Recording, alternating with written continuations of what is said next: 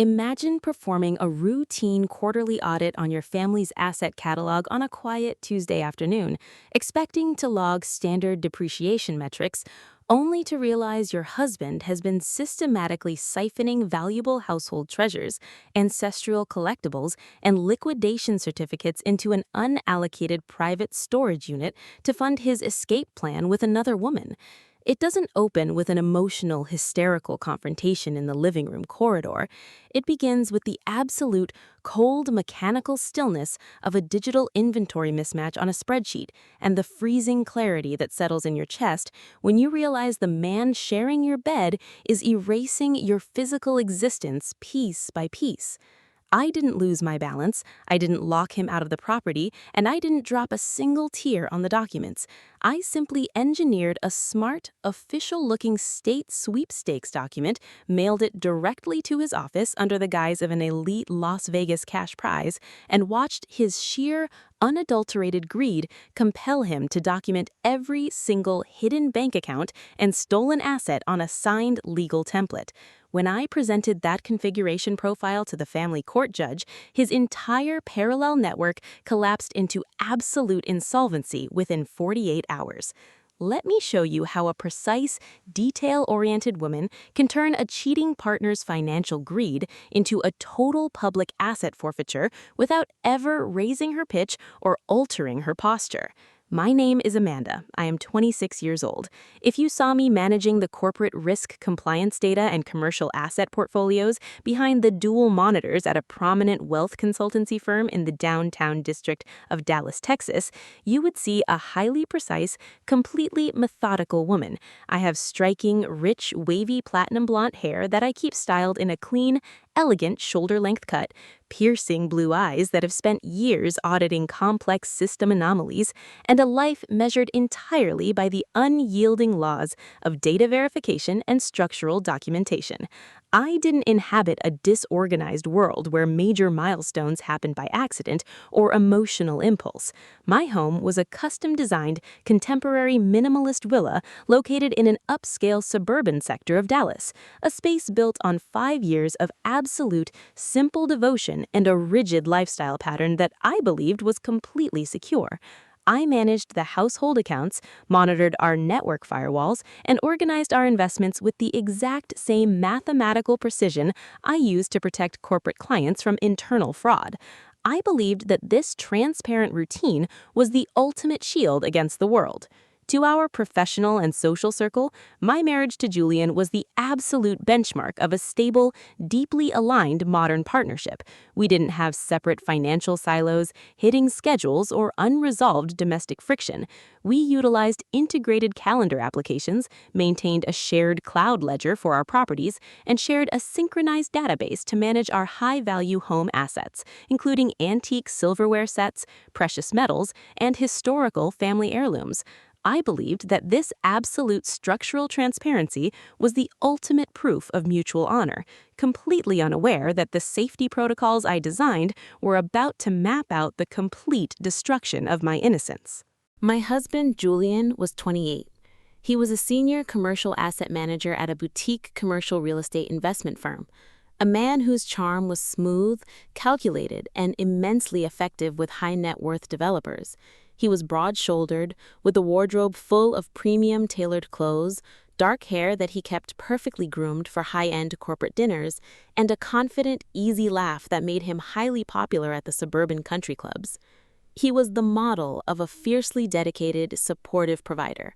He spent his weekends reviewing property development logs, he never missed an anniversary dinner, and he returned to our villa every evening with a tired but structured smile, kissing my forehead before reviewing our weekly investment balances. He always positioned himself as the primary protector of our future equity, constantly reminding me that his grueling navigation of commercial real estate parameters was the only mechanism expanding our lifestyle.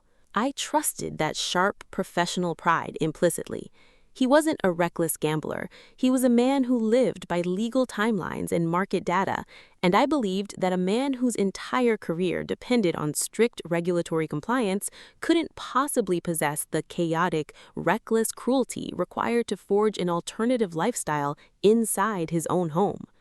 I offered him an absolute, unvarnished loyalty, completely unaware that the proud man managing our joint accounts was using our systematic routine to camouflage a total liquidation of my emotional stability. The structural anomaly in our relationship matrix began to display its primary deviation during the early summer audit cycle. I sat at my home study desk, running a routine physical inventory validation of our household display vaults. My eyes, trained by 5 years of commercial compliance work to spot micro discrepancies, stopped on an empty space near the upper shelf of the security case. Our ancestral 18K gold vintage coin collection, an asset valued at $40,000, was completely missing from its slot. I opened our smart home security database and cross-referenced the log entries.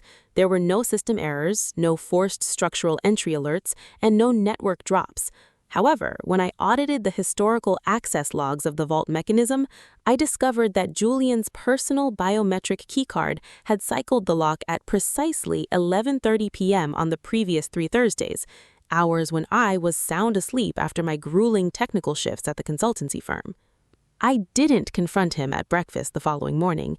I silently activated a hidden background location tracking script on our shared luxury transport vehicle's GPS hub.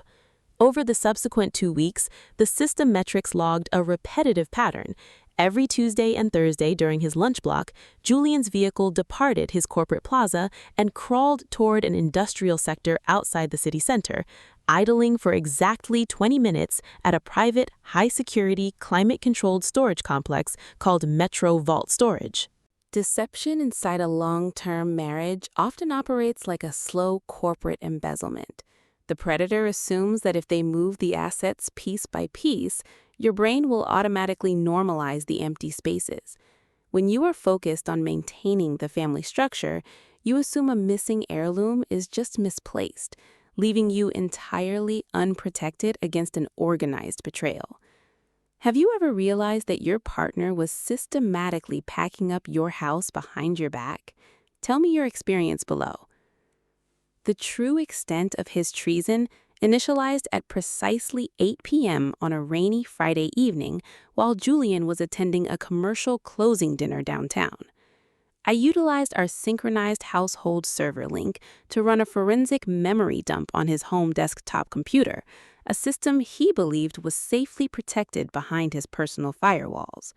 Within 10 minutes, my tablet interface rendered the raw user data from a hidden encrypted subfolder inside his local communication drive. It wasn't an archive of real estate blueprints or tax filings, it was a fully synchronized active escape matrix. The folder contained 2 first-class, one-way digital flight tickets to Cabo, Mexico, booked for the first day of the upcoming quarter. The passenger credentials listed Julian's name alongside Viviana, my boutique marketing associate, whom I had integrated into our real estate consulting circle the previous year. The communication logs between them displayed a calculated, ruthless plan to systematically strip our joint estate of its liquid cash and movable treasures, transfer the assets into an unallocated private storage unit under Viviana's middle name, and file a sudden, fraudulent bankruptcy claim against our shared consulting trust the exact morning they cleared the international borderline. They believed that the absolute depth of my focus at the firm was a permanent psychological blind spot that would prevent me from ever verifying the unallocated sectors of his bank portal. They wrote detailed descriptions of how they would leave me holding the structural depths of the villa while they initialized a luxury lifestyle in Mexico using my ancestral capital. A life spent managing corporate risk teaches you that the moment you react with emotional panic or initiate a loud theatrical screaming match in the living room, you give the perpetrator the opportunity to close the hidden accounts, destroy the evidence, and alter their financial route. My pulse remained perfectly level. My blue eyes narrowed into a cold, clinical target. I didn't weep. I didn't drop my glass, and I didn't alert Julian that his entire escape strategy had just been completely compromised by his own data trail.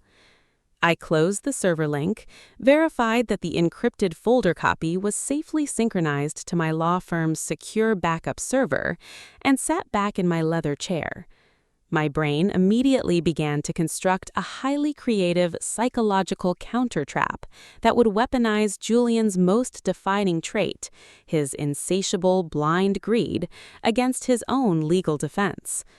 On Monday morning, sitting at my executive desk at the firm, I utilized a professional graphic design software to manufacture a flawless, official-looking corporate document template. I invented an elite state-sanctioned sweepstakes authority called the Texas State Luxury and Allocation Ledger Group. I prepared an official, formal notification letter printed on premium heavyweight bond paper, complete with synthetic silver foil overlays, tracking serial numbers, and a complex barcode matrix at the header. The letter was addressed directly to Julian's corporate plaza suite. The text read, "Official notification of Tier 1 allocation selection. We are pleased to confirm that your commercial profile has been randomly selected as the grand prize recipient of the 2026 Texas Executive Allocation Sweepstakes. Your allocation award includes a fully compensated 14-day luxury VIP holiday package at the Bellagio Resort in Las Vegas, accompanied by a direct cash dividend payout of $250,000, completely exempt from local tax variables." But the core of the trap was embedded in the mandatory validation form attached to page 2 of the document. The text block read, "To protect the integrity of this allocation and verify corporate asset distribution standards, the recipient must personally complete this verified wealth declaration schedule. You must manually document all active personal checking assets, hidden commercial storage inventories, offshore holdings, and non-disclosed capital accounts. Under local sweepstakes anti-fraud mandates, any asset omitted from this registration form will result in immediate disqualification and forfeiture of the cash dividend. An electronic or physical signature on this validation schedule constitutes a sworn statement of financial accuracy." I placed the formal document inside a security mailer and processed the delivery through a priority courier tracking line directly to his office desk. I knew his financial psychology perfectly. He was a narcissistic embezzler who was actively trying to hide wealth from his wife so he could flee the state with his associate. The prospect of securing a free $250,000 cash dividend without my knowledge would act as an irresistible sensory lure. He would never consult a lawyer because he wanted to keep the money entirely separate from our joint ledger so he wouldn't have to split it during the upcoming divorce cycle. The tactical trap closed with absolute mathematical perfection at 4 p.m. on Wednesday afternoon. I sat at my consultation desk, monitoring the real-time return tracking logs of our priority mail envelope. The system processed a digital delivery signature. Julian had personally completed, executed, and returned the wealth declaration schedule via a registered corporate courier to our designated post office box. I drove to the collection site, retrieved the security mailer, and opened the envelope inside my vehicle. The document was an absolute masterpiece of self-incrimination. Driven by the frantic desire to ensure no hidden asset was omitted that might disqualify him from his fake $250,000 cash prize, Julian had meticulously, enthusiastically, documented every single piece of his fraudulent parallel network. He had filled out the form using his personal black ink pen, listing the exact unit number and security access codes for the Metro Vault storage facility, the itemized inventory of my missing ancestral gold coins, and the exact routing numbers for 3 secret, unallotted bank accounts he had established in a neighboring county under a shell real estate corporation. At the bottom of page 2, his bold, distinctive signature rested directly on the line beneath the anti-fraud declaration clause. He had legally signed a comprehensive, unvarnished blueprint of his own civil fraud and grand concealment of marital property. I didn't lose my composure, and I didn't confront him at our villa that evening. I simply scanned the executed document into a high-resolution PDF file, appended the original tracking metadata, and forwarded the entire configuration profile directly to the senior managing partners of our family's asset protection law firm. By Friday morning, the legal execution initialized. Less than 1 week after discovering his escape tickets, my legal counsel delivered our formal 100-page petition for immediate dissolution and total asset freezing to the Dallas County Superior Court. It wasn't a standard no-fault request. It was a ruthless, predatory, fault-based liquidation brief grounded in civil forgery, breach of fiduciary duty to the marital trust, and intentional dissipation of community property. When Julian's defense attorney received the document block, he attempted to launch a frantic procedural motion to suppress the sweepstakes form, claiming it was an unlawful civil deception that violated his client's domestic privacy rights under state surveillance codes. The final summary adjudication hearing was processed inside the historic wood-paneled courtroom of the Dallas Superior Tower. The atmosphere was a freezing, breathless vacuum as the family law judge, a senior, unyielding judicial authority with 30 years of experience tracking corporate embezzlement, sat at his elevated bench, reviewed the signed validation form, and compared it directly to the hidden storage tracking logs I had compiled. Julian sat at the defense table, his broad shoulders hunched, his dark hair disheveled, his face completely losing his color as he realized that his own greedy signature had systematically dismantled his entire legal defense. This court has audited many complex corporate concealment strategies, the judge stated, his voice echoing off the paneled walls with the flat resonance of an execution warrant. The respondent willingly, manually logged his hidden vaults, his unallocated banking nodes, and his stolen ancestral gold assets onto a legal template, swearing to its accuracy under his own signature line to secure a personal profit. The judge paused, his cold glare locking directly onto Julian's trembling hands. The defense's claim of domestic deception is entirely void under state commercial codes, the judge ruled, slamming his gavel onto the bench. This court orders an absolute total asset forfeiture.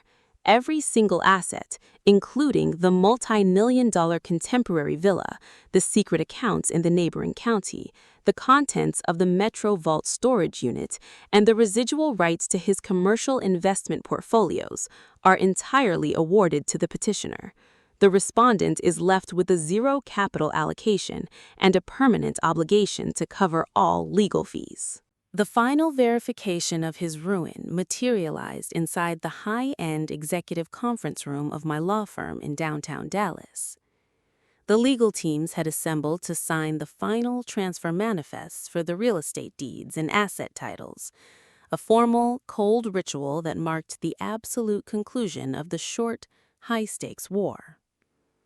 I didn't walk into that corporate space wearing an office suit or rigid corporate uniform. I stepped through the glass double doors wearing an exceptionally beautiful, gorgeous terracotta linen day dress with a clean, square neckline and a structured, elegant silhouette that caught the ambient track lighting beautifully. It was a stunning, sophisticated dress designed for a high-end social setting, making me look radiant, effortlessly beautiful, and completely independent. My rich, wavy platinum blonde hair fell in soft, natural waves down my shoulders, and my piercing blue eyes held a terrifying, razor-sharp clarity. But the most striking transformation was not the terracotta dress. It was the expression on my face. My lips were turned upward into a powerful, quiet, slight smile of absolute victory. A calm, knowing Zafer Tibasum that held no anger, no malice, and no remaining sorrow. It was the expression of an expert auditor who had tracked the anomaly, executed the protocol, and won every single piece of the board. Julian was sitting at the opposite end of the mahogany table, looking 30 years older, his custom-tailored clothes loose against his frame, his dark hair disheveled, his face completely pale and hollow. He looked like a ghost trapped inside a corporate office. His digital hunt for an alternative lifestyle in Mexico ended with him losing the very foundation of his success. I walked slowly to the head of the table, my linen dress rustling softly against the leather chairs, my blue eyes locked onto Julian's trembling hands as I slid the final transfer documents across the wood. "Amanda," Julian stammered, his voice thin, cracked, and completely stripped of his former corporate confidence. "The judge took the entire portfolio. I can't even afford the deposit on a one-bedroom apartment in this city. Viviana left for the West Coast the moment the freezing injunction hit our storage unit codes. You took absolutely everything I built over my entire career. Was it really worth completely destroying my life just for a fake lottery letter?" I signed the bottom line of the real estate deed with a clean, unhurried stroke of my pen, closed the leather folder, and looked down at him from the head of the table, my powerful victory smile deepening with absolute, unvarnished indifference. "I didn't destroy your portfolio, Julian," I replied, my voice perfectly flat, carrying the cold finality of a system report. "I simply allowed the Texas legal system to output the exact reality of the data you chose to enter into that sweepstakes form. You chose to sign a digital contract of your own betrayal while using my capital to fund your escape. Enjoy the final compilation of your choices." I picked up my secure drive, turned on my heel, and walked out of the boardroom into the bright southern sunlight. Behind me, the double doors clicked shut with a heavy, metallic finality, leaving the traitor completely broke, exposed, and isolated inside the vacuum of his own greed. My path finally stood on its own unshakable foundation. Do you know why I am telling you this story from the top of this skyscraper today? Because the predators and deceivers of this world want you to believe that if you are a regular, structured person who focuses on your data and trusts your family, you are too weak to defend your own life. They think that because you are quiet, because you ignore their small slights while coordinating their family assets, you must be blind to their large conspiracies. They believe that a gaslighted heart will always collapse into useless tears. But they do not understand the absolute, unalterable laws of patience and documentation. Your life does not belong to the people who try to manipulate your absence using a hidden digital profile, and you don't need a loud screaming match, a public scene, or a chaotic confrontation to execute absolute justice. You just need the cold, silent discipline to collect the data, secure the evidence, and wait for the exact moment to let their own greed pull the trigger on their existence.